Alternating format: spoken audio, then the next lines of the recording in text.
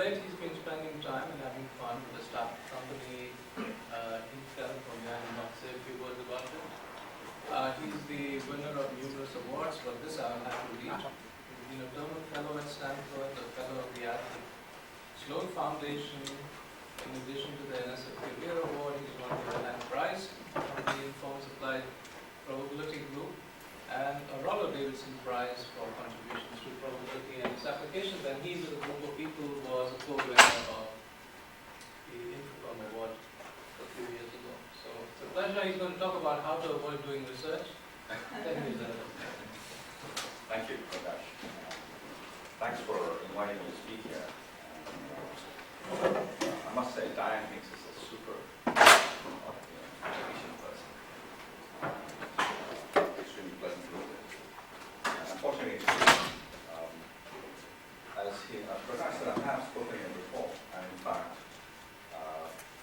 all but the faculty might remember the talk is actually related to what I spoke about last time. Sorry, I went the other way. Flip the sign on that statement. Only the faculty will remember. So it's an anniversary type presentation. So that, when you put a title like this out, the first question is this desirable? Okay. And I want to say sometimes yes, and that's what this talk is going to bring out, I hope. The topic is something that I've worked on in the past, certainly quite a lot, and I continue to do some work in the area of switching and routing.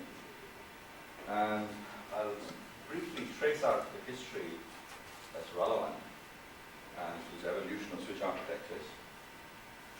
And I'll focus on one architecture, which is the so-called combined input and output switch architecture.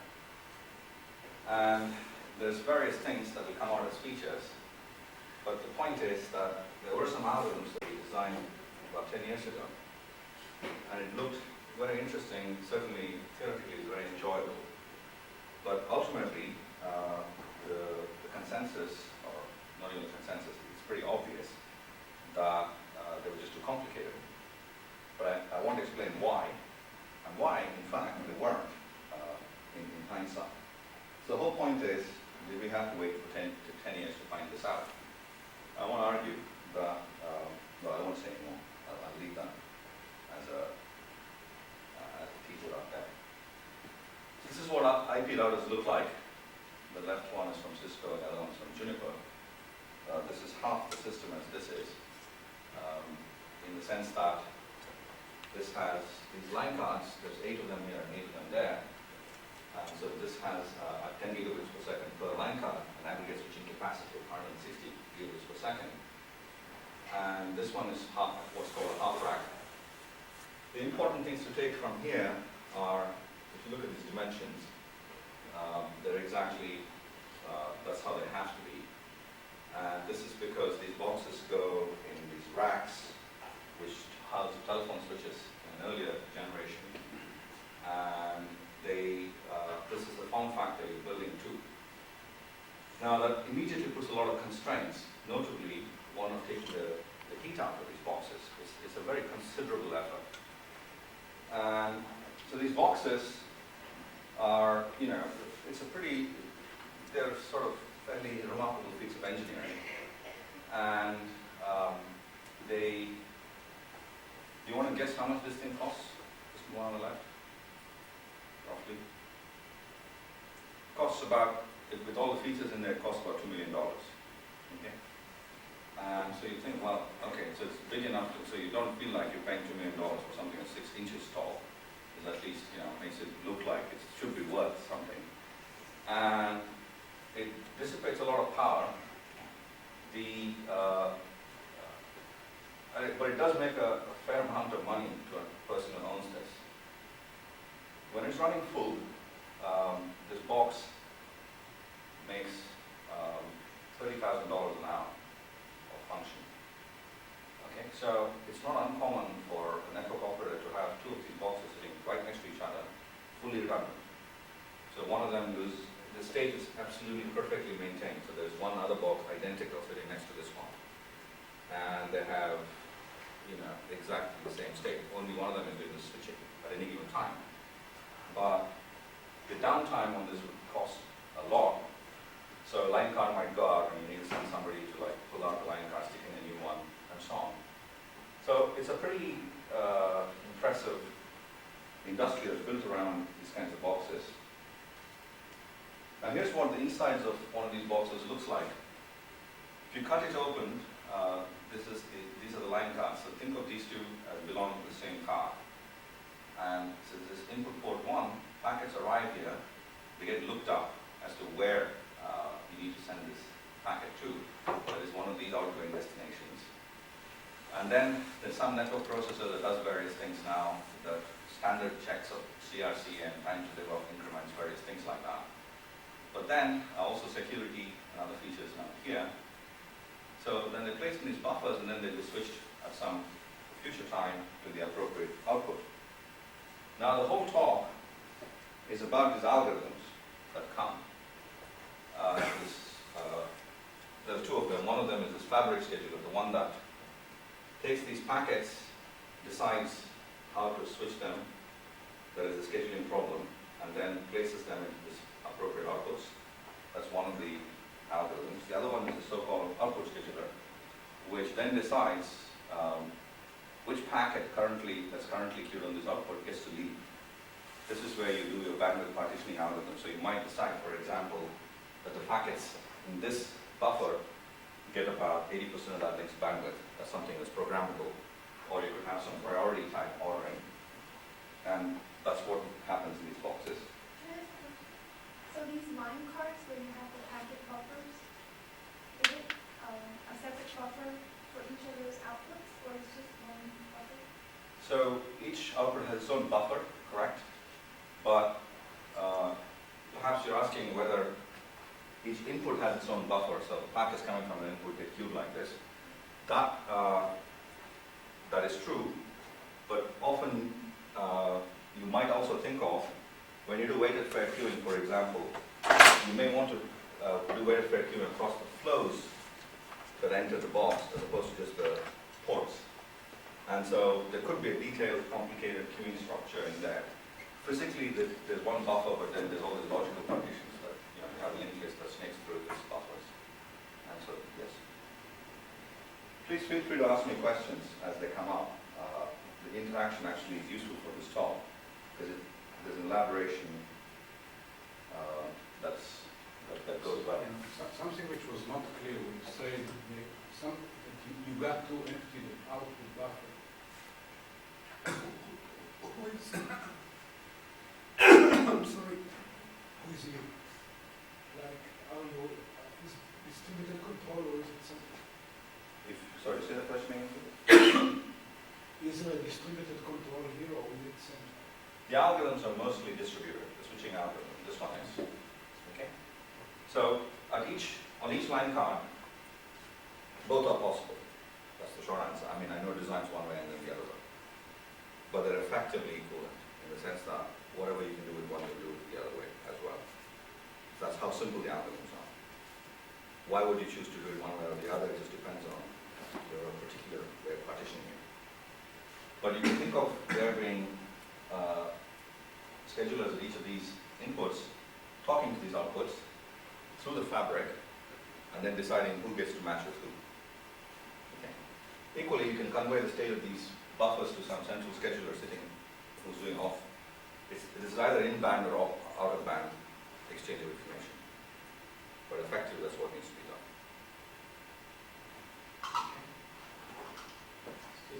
So your focus on is on classifier schedulers here? I mean, that, architecture of the switch fabric is classifier. Correct. Good. Because that's new. So the previous two boxes are distinguished in the way that the Cisco box is a crossbar architecture. The Juniper box is a shared memory architecture. In fact, when Juniper initially proposed this, nobody thought it was going to work until they slowly started to take Cisco's lunch.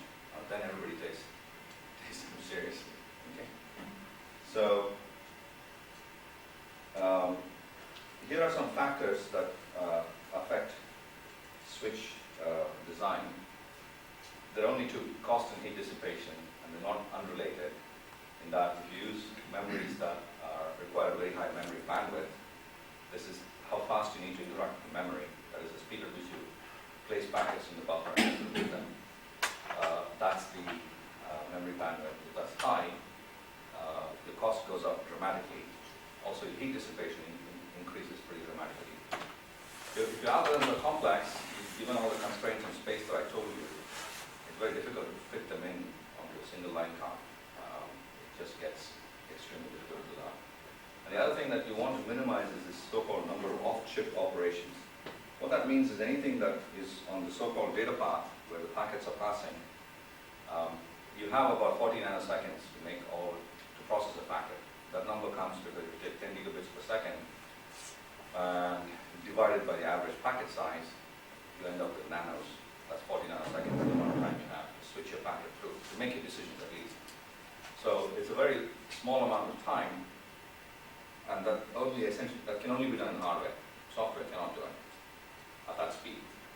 Now, if you have to move off your chip and stuff, that's your blowing time. So this is something you don't know what to do. So it's really a big trade-off game. The designs that are successful strike the right trade-offs, and they're also very simple. And somehow, between simplicity and trade-off, by the time you work with the equation out, you don't want to lose performance, and that's what makes it's an interesting problem.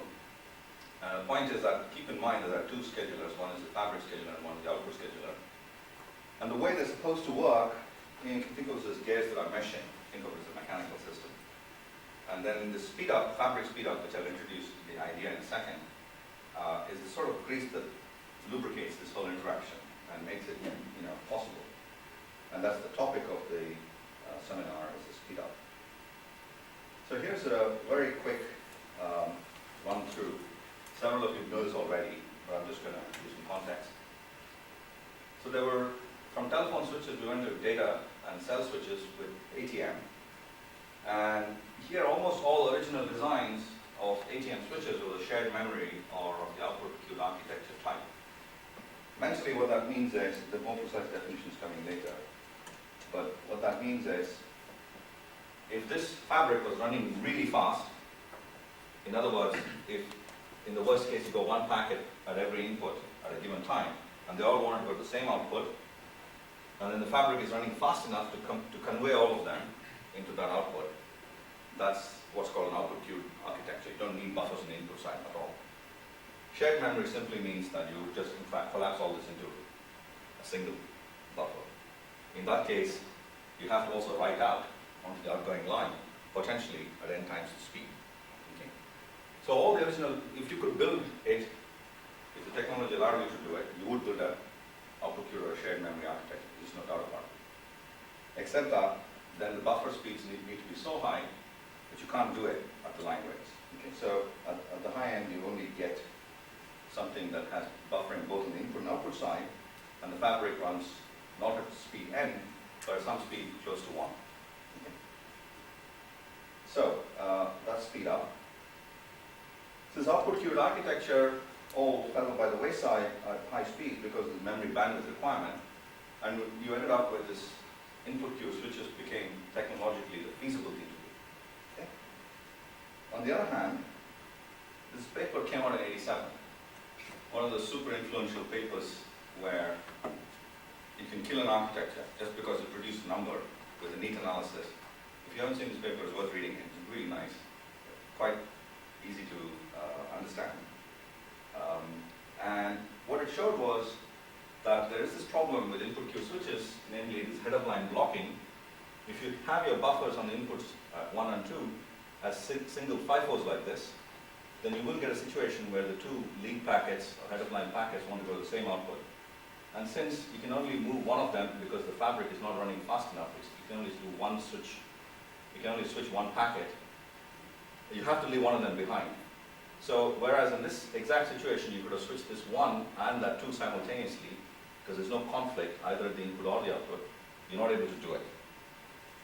Because that would require you to look ahead inside the buffer, and you that would just cost you time. Right? And so where do you stop looking ahead, that sort of thing comes up. So you do head of line and then you get this blocking problem. Effectively, this just essentially killed the input queue architecture. It's just like one paper came in and just said, sorry, stop working on this. Okay? Except, so switching theory, what happened in response was it bifurcated into, some people still stuck with this, and I'll show you how they resolved it, into these investigations into input queue switches and combined input and output queue switches. And I'm going to talk more about combined input and output queue switches. Let me just review the history of the input queue architecture, because it's one of those cases where theory actually had something to do with practice quite nicely. So the simple problem of the head of line blocking problem had a simple solution, which was to have this partitioning of the buffer into the so-called virtual output queues. So this way the fabric can have can view the packets to all the outputs individually. This looks trivial. Why don't you just obviously do this? But then if you did this, you're trading that simplicity for a scheduling problem, because now this fabric has to decide, does it want that one and this two, or the other way around? So you get this, it's a bipartite graph. As you can see, inputs as the nodes on the left and outputs as the nodes on the right, and you have a switching problem. There are n factorial possible permutations. Which one do you want to use? That's the scheduling problem. Okay. But it was a key trade-off in that, well, I got the scheduling problem as a headache, but look, I can still work with speed up one memories, or memories that are running at the line rate. And since that's the only way to go, people still were betting on this. And the sort of breakthrough came in this paper by Anderson et al., who, out of DEC SRC, and they built a switch where they first made this thing, and then they came up with a scheduling algorithm called this parallel iterative matching algorithm. And it did various things, but wasn't really sophisticated. It was the first one. The next step was this, Nick McEwen got this iSlip algorithm, which was then used in Cisco's, that router I showed you on the left. That's what that iSlip is used there. And then there was another influential paper by McEwen, Waldron, and Antram, where they sort of went and looked at this matching problem, and then they said various things like, for example, that if you use the maximum size matching, it does not give you 100% throughput, but that the maximum weight matching does give you 100% throughput. Okay? So out of chronological order here was a paper by Tassioulis and Ephraimidis. Tassioulis was then a student here. And they had the same result. They didn't have the word switch on the title. It didn't come out at Infocom or one of these other places. It came out as IT transactions. Okay? And it's real. So for about 3-4 years it was missed, and then now it's sort of correctly viewed as a very seminal paper in this whole area of constrained scheduling and where you're trying to maximize throughput. And it has many interesting results. In particular, it was the first place where the maximum weight matchings throughput optimality was shown. Subsequently, Tassioulis introduced, so far maximum weight matching gives you 100% throughput. Now, what are we waiting for? Let's go and implement it, right? It's an impossible algorithm to implement. It has cubic complexity, so in the complexity order notation, that's low polynomial. That's not a problem. The real problem is that it has this dynamic programming style of backtracking routine, if you use augmenting paths and stuff. So you can't pipeline it. You get a graph, I want a matching to come out, I pass it through a set of pipeline stages. I don't want to backtrack here. That's the killer.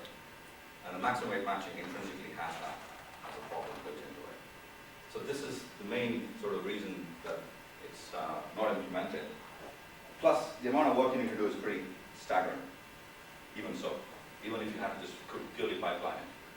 So he introduced this randomized version of the maximum weight matching algorithm. It's really an extremely simple algorithm. Okay. But it had this really bad delay performance. And then in 2000, we worked on this just to get the delays. We introduced get the randomized algorithms and showed that the delay is essentially close to that of the maximum weight matching algorithm. So that's the input queue switch story, and here's the summary. They're very low cost, but you cannot schedule the output bandwidth. Right? packets arrive just in time to leave. No packet accumulation on the output side has happened. Therefore, one of the things with making and selling these boxes is to have features, so that you can tell the client that, you can do this and that and the other thing. And they love this kind of stuff. Okay. And so, before these boxes get built, it's not as sequentially as I've shown you, it's not science as much. You have this so-called customer visits, right? So before Cisco builds the box, first it will go and talk to the AT&Ts and the MCIs and say, what are you expecting? And they'll say, well, first of all, make sure it's 19 inches wide and 2.5 deep. Anything out of that, we can't even build it, okay? And then you have to have these visits, and then you hire somebody from that kind of a world with expertise, and then they advise you. That's just how it all goes. So it's less sequentially nice like this. And it needs this feature of having some speed up to schedule the output. How does that work? So let's come back to this combined input and output queue switch. The other thread that got started after Carol et al.'s paper, is this thing where, well, here's the input queue switch, it's very inexpensive, but it has this poor performance that I can't program anything in. This is what I'd like to build if possible, but it's just too expensive. And what I'm hoping is that something at speed of 2 or 5 or some number like that, small, close to 1, independent of n, actually works. In the sense that most of the packets in this switch, which is running just fast enough to move all the work from the input to the outputs, so that the output can then go ahead and do its own scheduling. Okay. So the question is, Typical value of n? the numbers, the one I showed you was 16. There are other designs of 32 port switches. It really comes down to how much you can put in. You can build whatever size. But can you squeeze in all the line cards and the form factor needed? So another thing there's another system which is beyond the one I just showed you. That's called the CRS.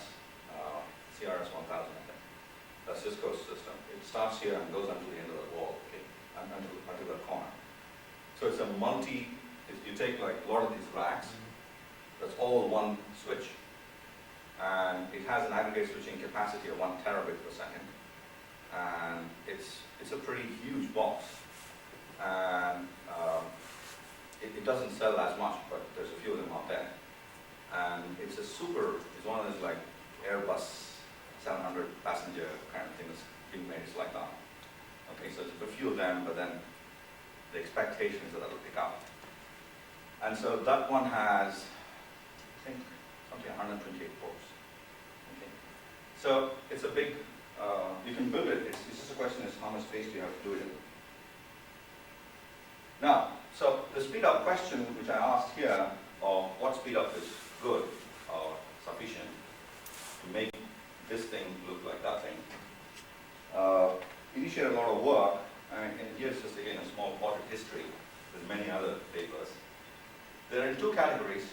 One where you assume some traffic models and you perform a probabilistic analysis in the sense that you look at the amount of packets queued on the input, and if you can show that that goes to 0 and speed up is between 2 and 5, then they must be sitting on the output.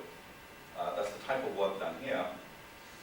And others were sort of saying, well, let's take in a known, speed up 1 algorithm, and there's this knob called speed up. I'm going to just keep tuning it and increase it. So at this stage, it's useful to say what speed up is before. Speed up of a fabric refers to the number of times you can move packets from inputs to outputs per packet arrival. Okay? So here, between 2 successive packets arriving, at speed up 1, I only have 1 switching cycle. When the speed up is 2, between in every packet arrival time, I can actually move work twice, which means I can find 2 matchings and then use them one after the other and move these packets to the output. That's what it means here. Here is I can move n of them. Okay.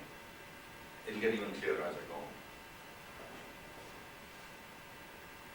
So now, if you're a student, this is the kind of thing you want. You want to go to an area where people have done some groundwork and there's numbers. Okay? 2. Between 2 and 5, life somehow looks great. Okay, this is the general conclusion. Okay? Well, of course, then you want to say, what does that mean? I mean, what does that mean how does it compare to an output queue switch? It has the same mean delay and the same throughput as an output queue switch, whose speed up is very high. And then if you could put some structure on the statement and then come up with some interesting new algorithms, that's, that would be thesis, or, right? It's a good coincidence when that happens. So our approach was, first let's say, what I would like to say something more strong. What does it mean live? What does it mean to look like an output queue switch? Well, we'd like to compete with an output queue switch directly, which means I have a black box here in which either an output queue switch is present or some lower speed up switch that I would like to design is present.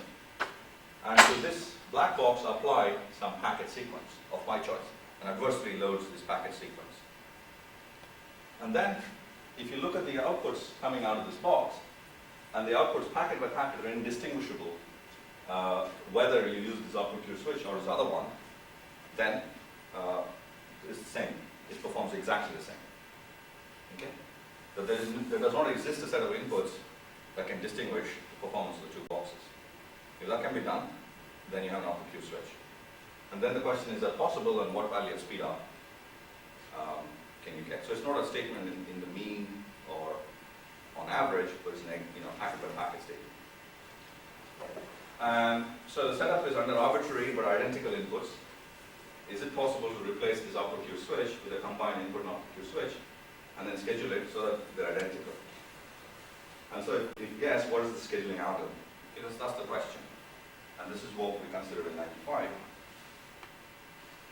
And here's what it looks like.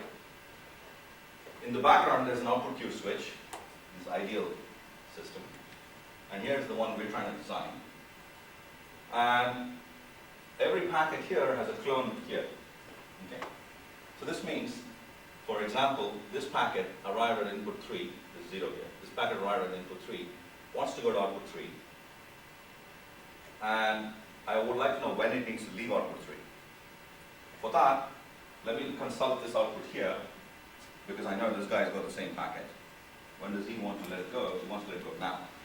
Okay, that's where the number 0 is coming from, the order in which the packets leave the output. Similarly, this one comes at input 3, wants to go to output 2. It has its clone, output 1, sorry. It has its clone sitting right there. So there's this exact packet by packet matching going on. The only difference is, here all the packets that have arrived but are yet to leave are sitting in this nice single place, available for the output scheduler, whereas here, the switch is still got to move them across. Okay, that's it. Now, first, I'm going to say, the way I've drawn it here, this output queue switch is doing FIFO. Okay, it's very simple. Just to focus on that for a second. I'm going to let these packets go in FIFO order. And we'll see if this switch can match that one. Okay? So here's an algorithm. On the left-hand side is this switch. I'm going to, for every cell in this switch, I'm going to assign something called the urgency of the switch, urgency of the cell, which is equal to, at any time, its departure time minus its current minus the current time. This is very easy to know, obviously, whereas this one seems that this guy needs to have reference to that box over there. If you have that, then isn't that defeating the purpose? Okay. But not actually, because if you look at the departure time, so let's look at these two packets here, those two packets there, and that one there, okay? The 0, 1, 2, 4, 3. They all run the same output. This input doesn't know about those packets' existence. As far as these two are concerned, it knows, okay, this guy came first and that guy came second. So if at all they're going to leave on the output side, this one needs to leave before that. It already knows that. But it doesn't know who else is sitting there. And it seems difficult to tell the ordering based on this non-local information. Okay. But there's a very simple way of doing it, which is that every time a packet comes, you could query an output for a number. It's like this, you go to a grocery store and you're waiting for the baker or someone to serve you, and there's this number you take and you know your place in the line, even though there is no line to be seen. Because everybody knows where they are, and this is currently serving somebody, and here's the number. Okay. And that's just doled out. It's a rolling tape, it keeps coming out. It's exactly the same mechanism. Okay. There's one of those things for each output. Packets arrive, input queries the output, gets the number, sticks it on the packet, end of story. Okay? From then on, everything is known. That is communication, first of all. Okay? As simply as I've told you, it's so simple, I'm going to object to it because that's some number of certain size, and because who knows how many packets there are sitting, so I need log of the buffer depth to get that number of bits across. It's not trivial, okay? But that's how you would do it, without access to this kind of site. So that's already one of the objections. Okay, I just raised it, that I can't convey this number, which is very large. And so, here's the algorithm. Having got the numbers somehow, let's go ahead with the algorithm. It does what, if you know stable marriage algorithm, this is exactly a stable marriage algorithm. Do people know what it is? Okay. So stable marriage algorithm is something that came up in 1962, or was published in 1962, by Gale and Shapley. In a paper with a nice title. It had college admissions and the stability of marriage. That's the title of the paper. Okay. And we're always looking for cool titles, but I thought that was very nice. And they proposed the following problem. There are n men and n women. And each man has ranked all the women 1 through n in order of preference for marriage. Okay? So this is the most preferred woman and this is the least preferred woman. Okay? And each man has it. Think of this as some random permutation or some permutation of the numbers 1 through n. Each woman has similarly ranked all the men in order of preference for marriage. Now, the purpose of an algorithm here would be to find a stable matching, which means any matching such that man I is paired with woman, say, its partner Pi, and J with Pj. This pair, a matching in which these two are paired like this, is said to be stable. If it does not happen, that this woman is not higher up, that is, he prefers her. She shows up earlier in his preference list relative to his current partner. Okay? That means think of this as man I somewhere here. This is the most preferred woman, this is the least preferred, and somehow Pj is ahead of Pi. Okay? He prefers her to his current partner. That happens. That's not instability. I mean, this happens in life all the time. Okay? Instability is when the other way around also is true. But she prefers him to him. Okay? That's classic. Okay? These two will break up, they'll marry, these two will get down completely, That's unstable. If for every pair this doesn't happen, then the marriage is said to be stable. Then the matching is said to be stable. Exactly what this is, in the sense that there are inputs and there are outputs, and they rank each other in order of preference for matching. So for example, output 3 here says, okay, you have my most urgent packet. Output 3 says you have my most urgent output 3 says to input 3, you have my most urgent packet, so I rank you 1. This one is 2, and that one is 3. So on. So the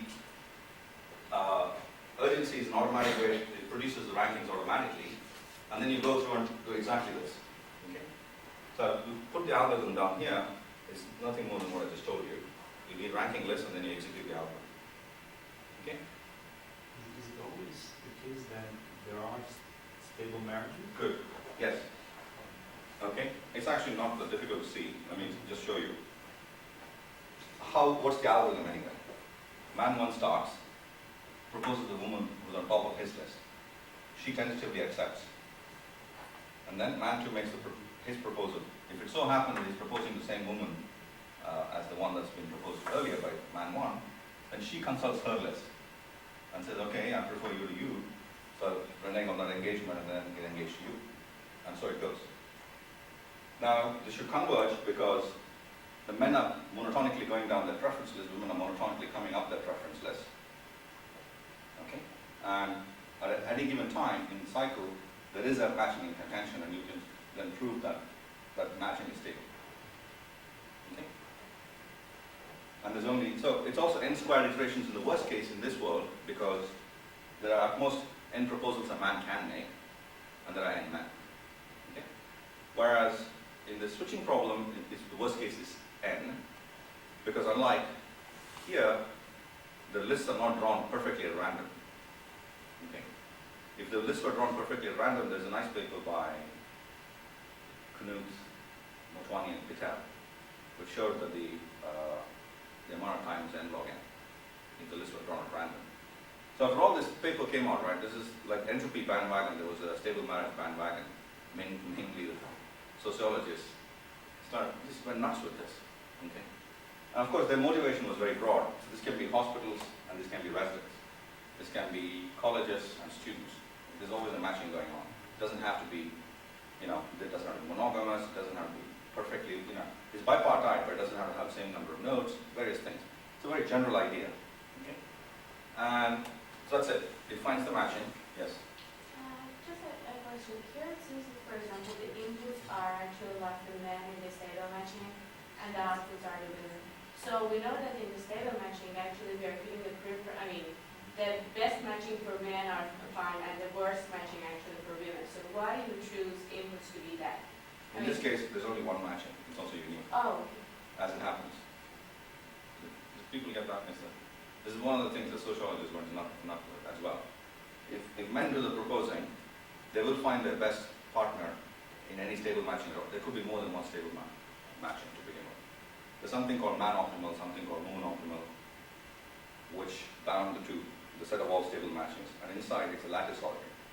And that lattice ordering was discovered by John Conway, who's a mathematician at Princeton, Mr. Game of Life. Okay. And it's a beautiful theory. This has got its own thing going. But this point is interesting because it's a lattice ordering, so that something that's good for men, because the men are always trying to get the next best woman on their list.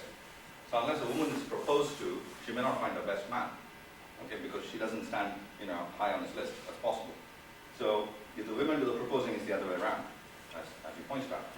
Here, there's a unique matching as it happens. It's another feature of the problem. Okay.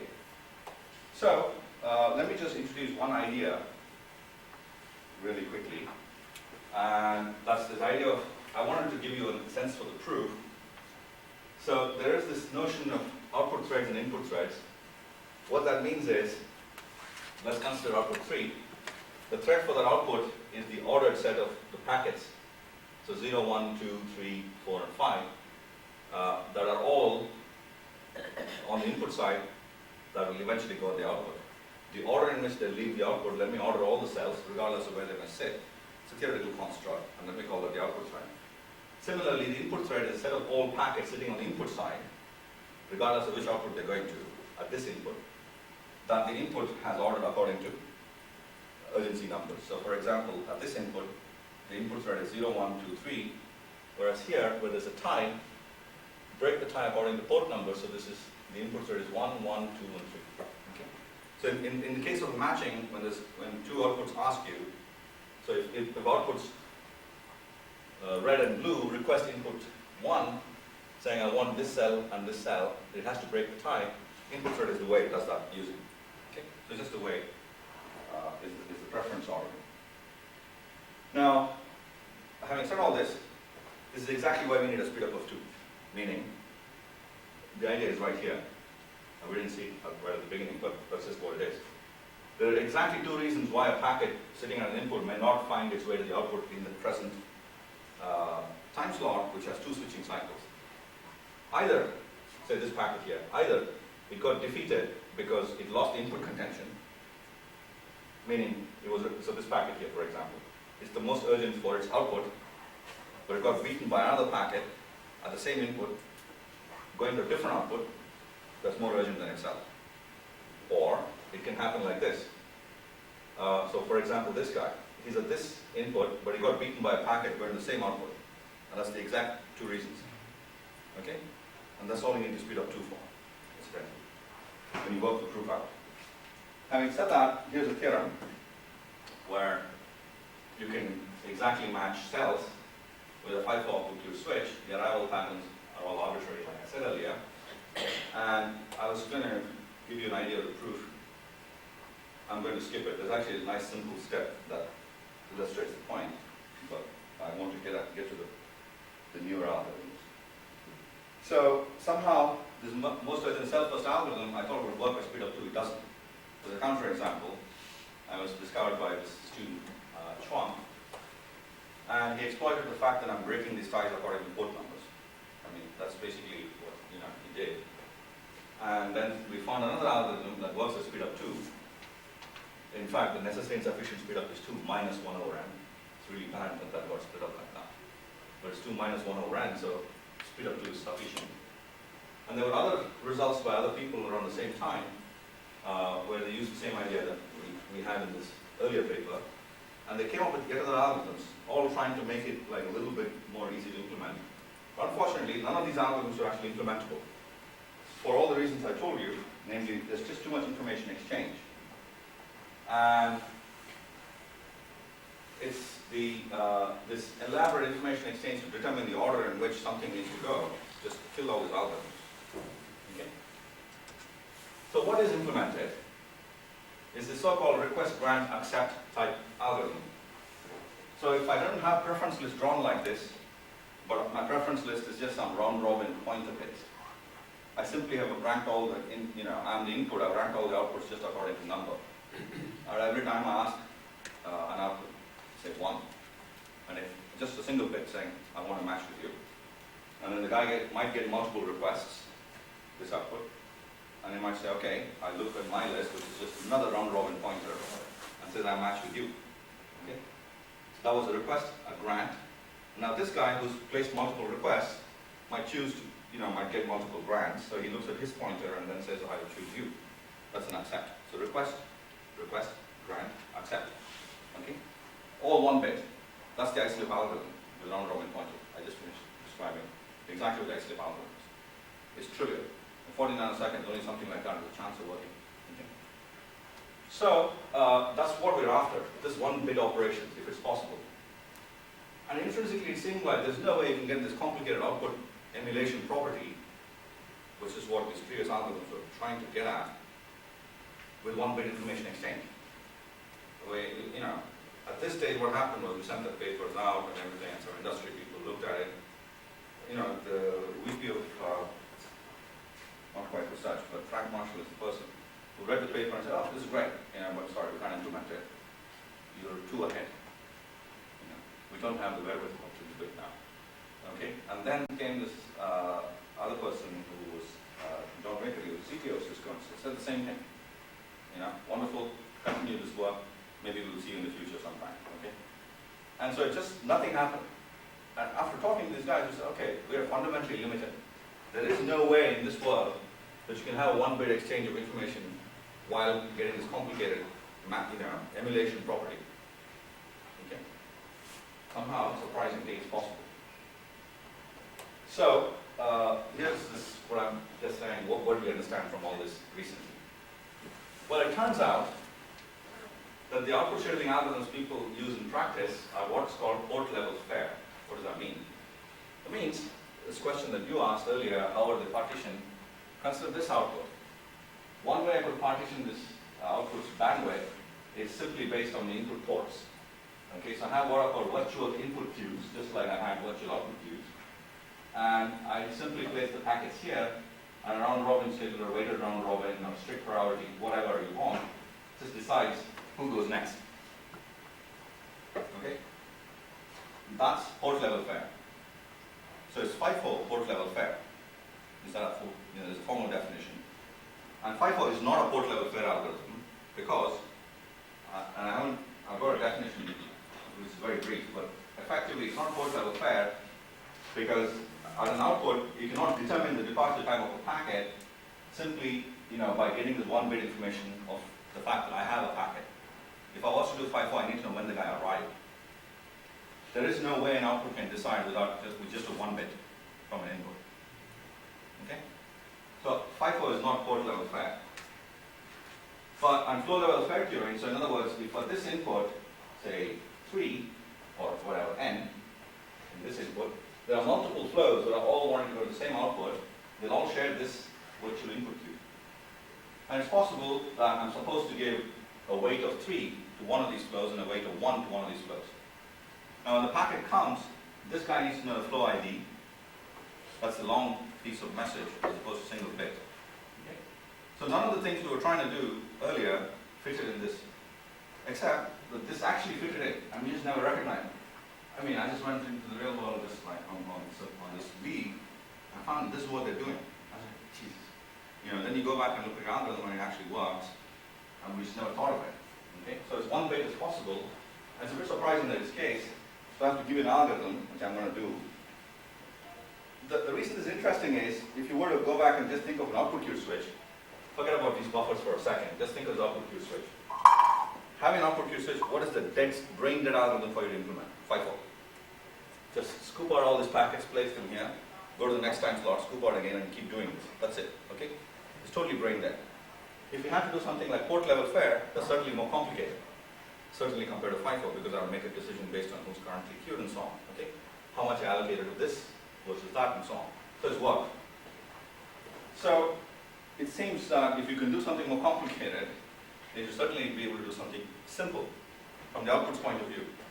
Except that this information exchange program is just such a nightmare that you can't do FIFO. However, you can do port level fare. Okay? So it's used in practice because what happens, this is where the two schedulers come. Okay? But there's a fabric scheduler and then there's an output scheduler. The fabric scheduler goes around moving the packets regardless of when they're needed at the output. That's where you break this thing down, complexity down, throw a lot of speed up, and hoping that there's enough of it that even though the fabric scheduler has no clue when this packet is needed, it will all work out. Then miraculously, whenever the output wants a packet, it's there. Okay? Even though it didn't ask, it wasn't summoned by the output explicitly. Okay? So this two-step process is how things work. But it can only work, so now the question is what's the speed up and how low can you go? And there's no way of guaranteeing anything in that world. So let me give you this algorithm, which I'm going to call fully local Gale-Shapley. Okay? So it's a stable marriage algorithm, so I have to just tell you the ranking list. And the output ranking list at any time is simply defined by the port level fare policy. The output knows it. Right, by definition, it knows it. So you can rank all the inputs. Okay? Without knowing time of arrival, flow ID or anything. Okay, that's the point. The ranking list at an input is very interestingly counterintuitive. So here's how it goes. Take all the VOQs, okay, and divide them into two groups, those that are empty currently and those that are not empty. Okay. All empty queues have rank infinity, which means they're at the very end of the list. These are the, say this is input 1, these are the VOQs of that input. All the guys that are empty have rank, they're at the bottom of this list. They will certainly get no request in other words. So it doesn't, they're out there somewhere. These guys who are non-empty, the ranking is actually goes like this. Initially, all of them are empty. The first one that got non-empty just moved to the front of the list. That was rank number 1. And then a subsequent VOQ that went from empty to non-empty just goes and takes the first position blindly. Okay? And everybody slides down 1. Okay? Keep repeating this. That's it. I don't need to know anything else. I certainly know at an input whether this VOQ is empty or not, but obviously I know. And I just do this. Okay? Yes? So that's an input actually, the ranking in the input. Ranking at the input? Correct. So let me just show you the evolution of this at an input. So think of this as some later time and so on. So currently the green VOQ is empty. And this happens to be the current ranking. Okay? And then at some point this guy got an arrival or a bunch of arrivals. So it moves here. The other three don't change, the relative rankings, everything is the same. And at some point this guy got empty again. This guy got empty. So he just leaves and goes out. The relative ranking of the remaining 3 doesn't change. When he comes back in, he'll go to the front. That's it. Okay? So you're just sort of giving priority to the one that just had the last arrival, the empty guy that had the last arrival. Of course, these guys who are currently non-empty may have arrivals. That changes nothing. Don't shuffle them, just leave them as they are. Okay? That's it. So you're okay with that? Only arrivals to non-empty queues change the ranking. Nothing else changes it. Of course, if somebody goes empty, then you just remove them. Okay? That's it. I've given you 2 ranking lists. Now, just make the request. 1 bit request goes and ranks come back and accepts all 1 bit. Just do it. And then, interestingly, the theorem is that this will exactly emulate an output queue switch. That is port level fare at speed up of 2.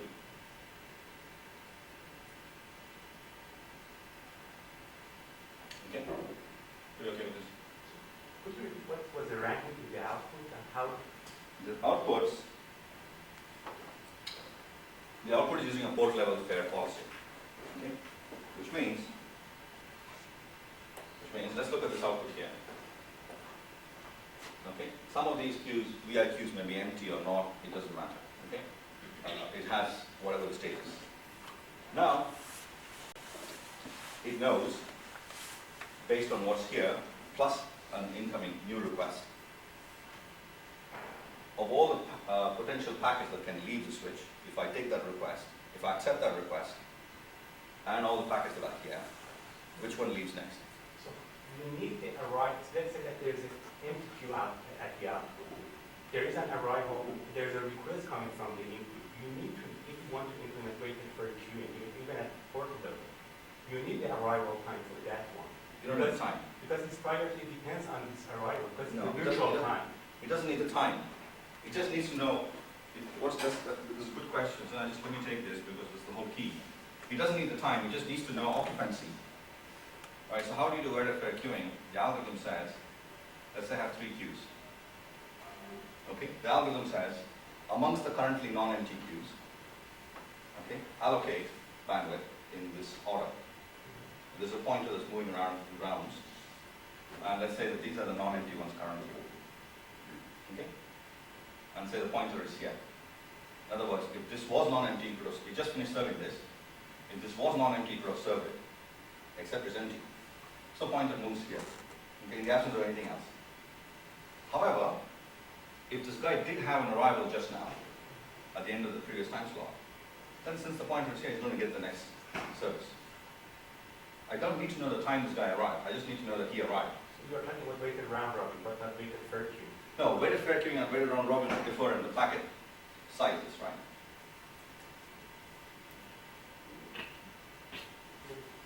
The weighted fair queue, when you implement, you basically say that this is the virtual finish time for every packet. Okay. And the virtual finish time is a function of Absolutely. arrival time. No, that's okay. So, but that's true for variable length packets. Intrinsically, weighted fair queuing is equal to weighted round robin if it's not variable length packets.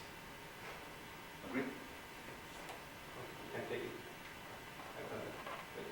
Let's yeah. Okay. Okay.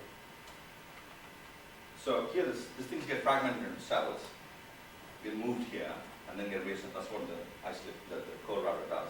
Okay. Okay. So I just need to know occupancy. And 1 bit is enough to indicate the occupancy. Is what I'm saying. And of course, you get strict priority and stuff. That's obviously true.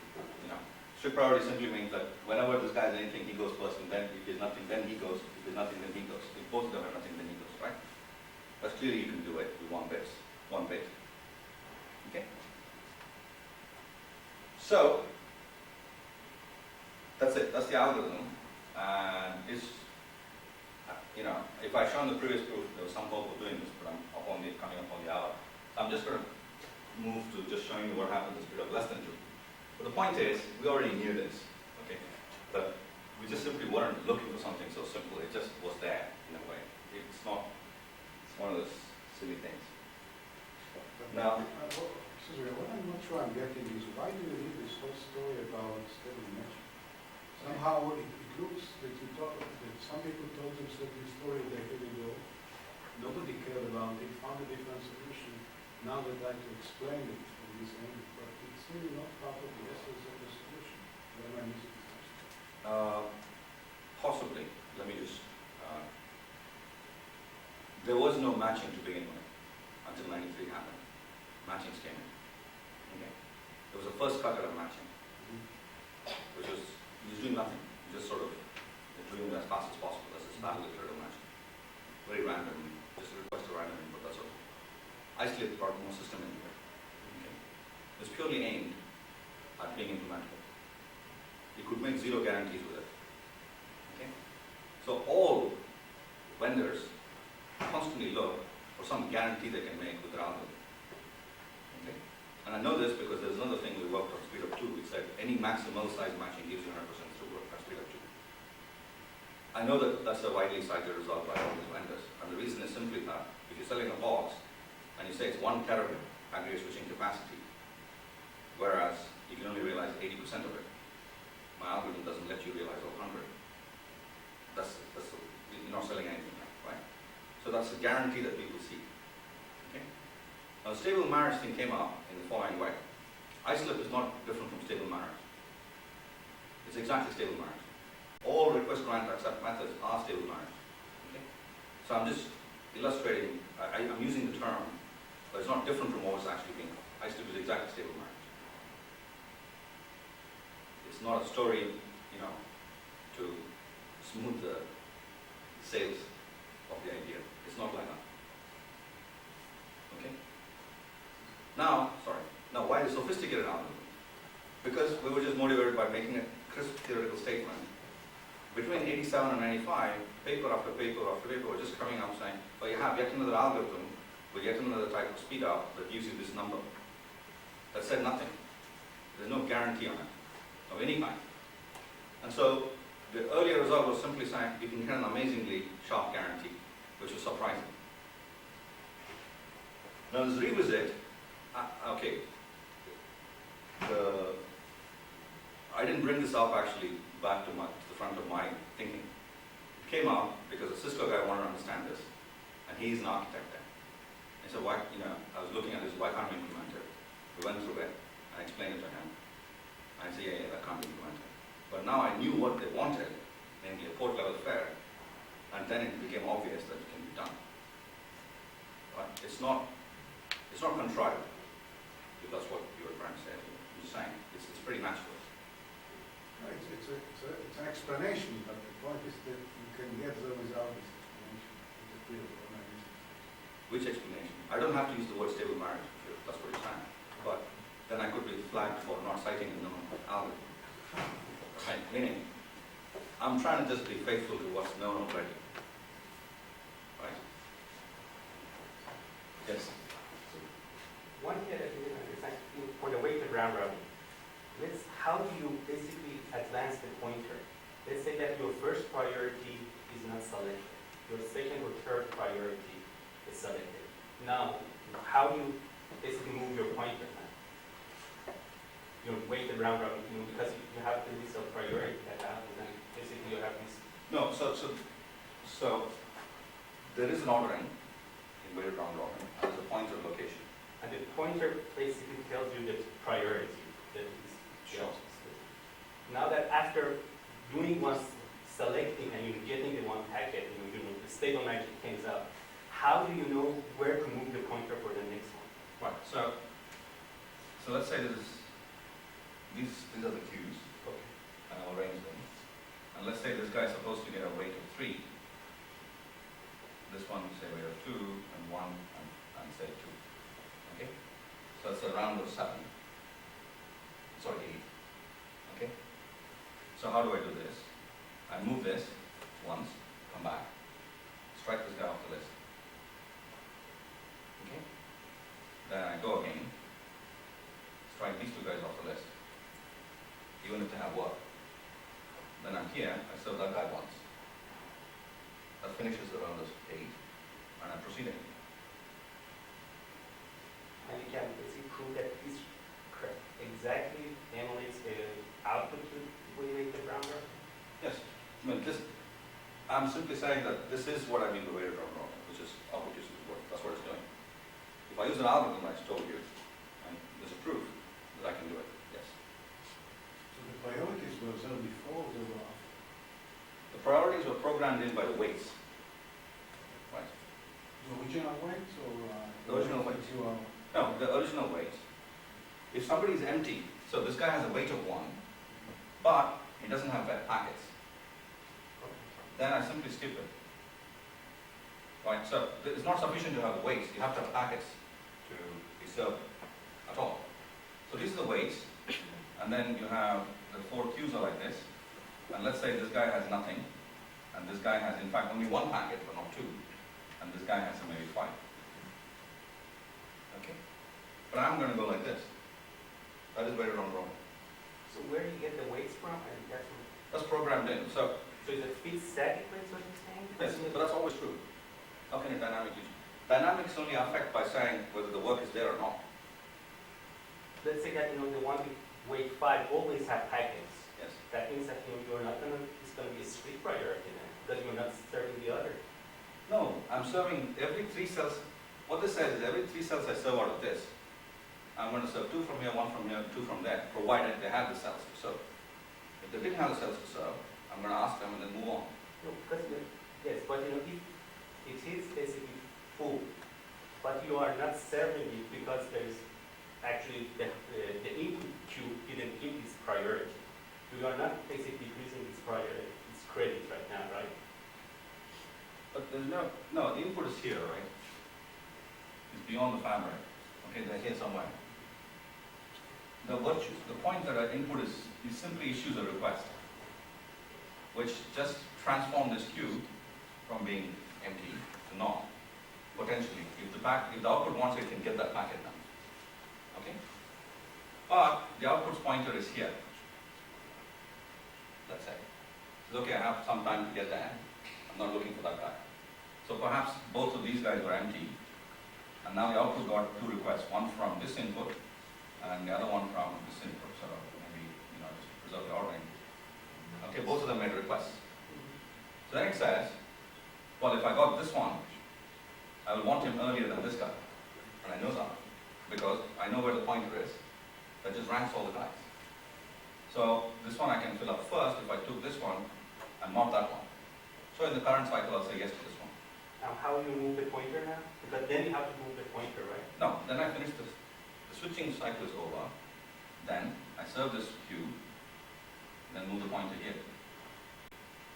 Okay? But if you serve the second or third one, where do you move the pointer? Right, so if this guy, the packet did come through, then I move the pointer here. Why you have not served the first one yet? That's right. The first, that's And there's still 5 packets there, right? fine. No, but if this guy if these 2 don't have packets, I'm going to skip them and come right back here. But they may have the second, in the next cell time. They may In make you which case I'll there. serve them.